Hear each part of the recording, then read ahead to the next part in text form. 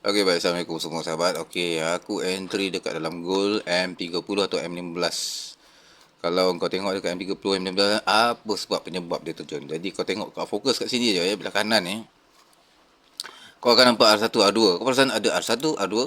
Dalam zone ni ada R1 dan R2. Ini adalah fake out masa lampau yang dia buat untuk sejarah manipulation.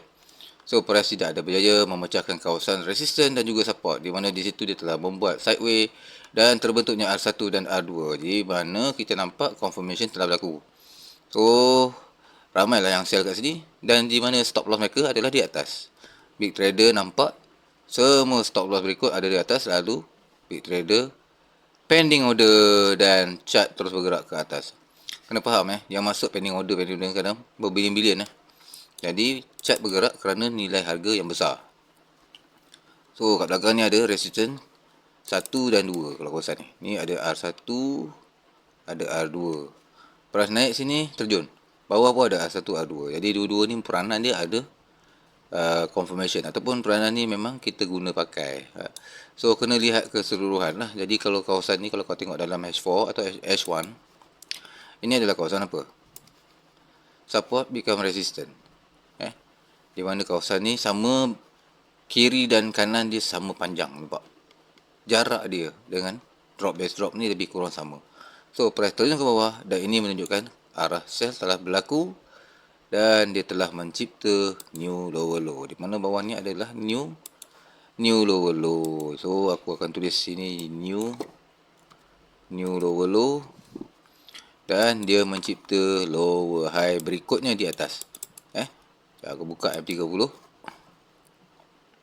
dan jelas kat sini adalah lower high. So, aku masuk lagi sekali entry sell dekat kawasan tersebut. Price perlahan-lahan turun. Ini tentang gold. Di mana nak TP? TP yang paling dekat adalah di kawasan support. Itulah paling dekat. Dan sekiranya kau ada 10 layer, 9 layer kau close, tinggalkan satu layer. Mana tahu rezeki kau turun ke bawah lagi. Target price boleh sampai di sini. Ini M30. Boleh sampai di kawasan zone bawah ni. Kalau kau trade menggunakan time frame lebih besar, contoh di H4, dia nampak ke bawah sini lah. Kalau di daily, sekejap aku ke daily, kemungkinan besar price boleh pergi lagi ke bawah. Tapi kita tak perlu letak harapan terlalu tinggi. Sekadar kawasan tersebut pun dah cukup. Contoh kalau dekat bawah kita dapat ada resistance bekas support. Ini time frame daily di bawah sini. Ini ada resistance bekas support. Kalau kau buka kat H4, kita akan nampak lagi ada kat bawah. Jadi TP kat sini pun dah memadai, dah cukup. TP dekat M30 pun dah cukup. Dan kalau kau nak TP bawah sikit pun okey lah. Tapi aku harap jangan tamak sangat lah. Pelan-pelan lah kau buat. Okey, baik, itu saja sekarang ni. Assalamualaikum.